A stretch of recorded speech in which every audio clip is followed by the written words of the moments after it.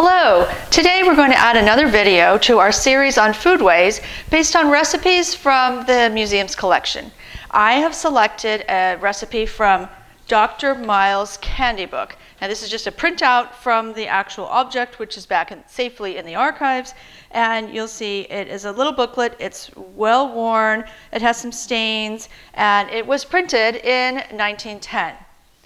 I have selected to make chocolate caramels. It's one of a variety of candy recipes and specialty drink recipes that are in this little booklet. But it's really not a candy cookbook. It's really an advertisement for Dr. Miles' medical products, and we'll talk about that in a little bit. The recipe is very simple, but it doesn't give you a lot of details. So there's some assumption made that people who were making candy or following these recipes in 1910 knew what some of the specifications were. So we're going to start with our printout of the page that has the chocolate caramel recipe, and it says, melt together in a porcelain-lined saucepan 2 pounds of brown sugar and 1/2 pound of chocolate broken small with a teacup full of water. Well, I've brought from the collection a fancy-footed painted teacup, and I did a little research to find out what a teacup full would be, and a teacup measure is actually equal to a scant 3/4 of a cup. Well, we're going to have this recipe just because I don't want to waste a lot of chocolate on something that might bomb, so we're going to use half of the ingredients required. I have already placed in our pan half of the required brown sugar, and I have here half of the required chocolate. I decided to go with semi-sweet chocolate just because that's the sort of standard baking chocolate if you're not doing something fancy, and I didn't want it to be too sweet, so I didn't go with sort of a milk chocolate instead.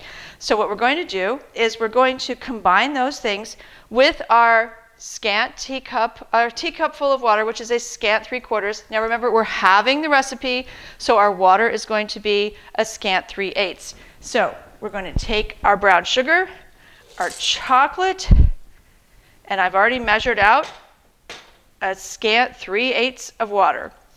We're going to put this all in the pot. Now I don't have a porcelain-lined saucepan. In the collection, we do have some enamelware. It's not exactly the same thing, but this plate gives you an idea of what kind of saucepan they're really looking for, and we'll do our best with my cook pot right here. So I'm going to turn the stove on, and we want this to boil, but it does have sugar in it, so we're not going to turn it all the way to high. We'll put it on about 8 till it starts to warm up, and in the meantime, it says, once that's all finished, once the mixture is finished, you're going to pour it into buttered pans. No indication how much what volume this is going to take up. Do you need a 9x13 pan, a square pan, a sheet pan? So I brought 2 pans. We're going to butter a square glass pan and a 9x13. Which will give us an idea. Once we have our volume of caramel, we'll know which pan we need. Now, this is going to take some time, so we're going to sign off for now and check back in when our caramel is ready for the next step, which will be adding the butter and the vanilla. So we're back with our boiling mixture, and the next step says boil until a little drop in cold water hardens. So we're going to try that now.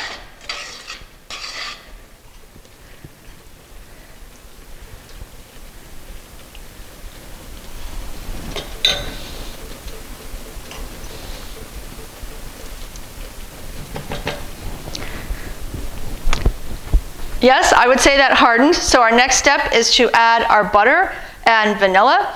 It calls for our half recipe, it calls for 1 tablespoon of butter and 1 teaspoon of vanilla.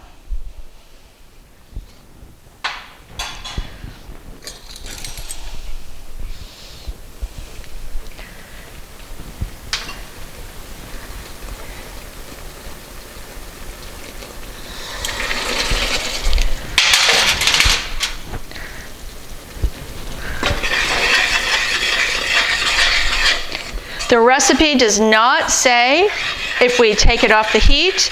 It doesn't tell us how long to stir this, so I'm going to turn it off and pull this off the heat. Keep stirring just a few more seconds here. Make sure it's well mixed. Based on the volume in the pot, we're about to here, so I think for our caramels, I'm going to use our larger pan.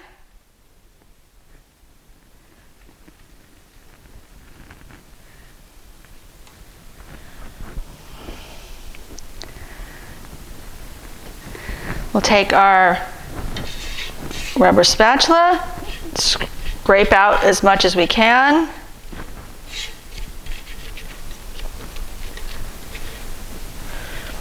And the next step is to let it cool and then cut in squares. We have some wax paper that we can use to wrap it. I'm going to make a nice gift. If it worked, we'll see. It's going to take a while for that to cool. In the meantime, I want to share with you the beginning of the next recipe in the book, which is kind of funny and timed to 1910 appropriately. It's on fudge. And the first line of that recipe is, "The college girl has made this candy popular in every place she has entered." Well, thanks to the college girl in 1910 for popularizing fudge. I hope that doesn't offend any college girls, but I thought it was kind of funny. So we'll be back in a little bit when this is cooled and give it a sample. Okay, let's see how this recipe turned out. While we were waiting for our caramels to cool, I also tried a more modern twist on the recipe using dark chocolate and sprinkling it with sea salt.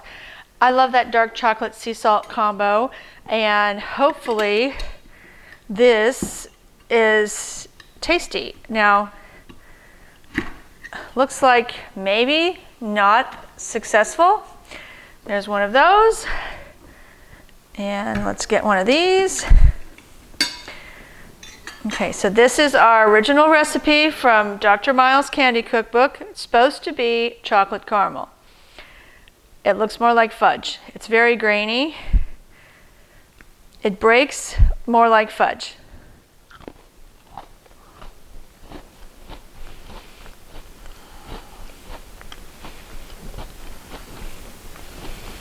Tasty, but as you can see, there's nothing caramely about it.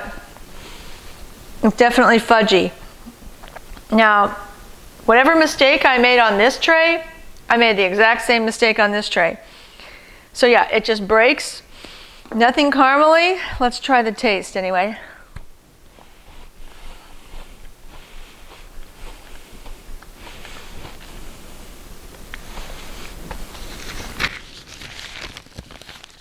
Tastes good. Definitely these are not caramels. Some of you out there who are expert caramel makers probably know what I did wrong, and we'd love your comments. Let us know how we can make this recipe better next time. I would say this falls into that Miles category of, I don't know, what would you call nerving? Version of snake oil, not really medicine. So, not to be recommended. I wouldn't recommend this recipe, but if you're good at making caramel, you might try it. Also, sorry, we do not have a wonderful professional demonstration kitchen here for you. We are in the 1903 Bristol School, and obviously we've had a few updates, but I would hated to have turned my back to the camera while we were working on this recipe, and we'll try to come up with other ways to explore Foodways with you in the future. For now, though, please check us out on YouTube and on our Facebook page, and we'll see you soon.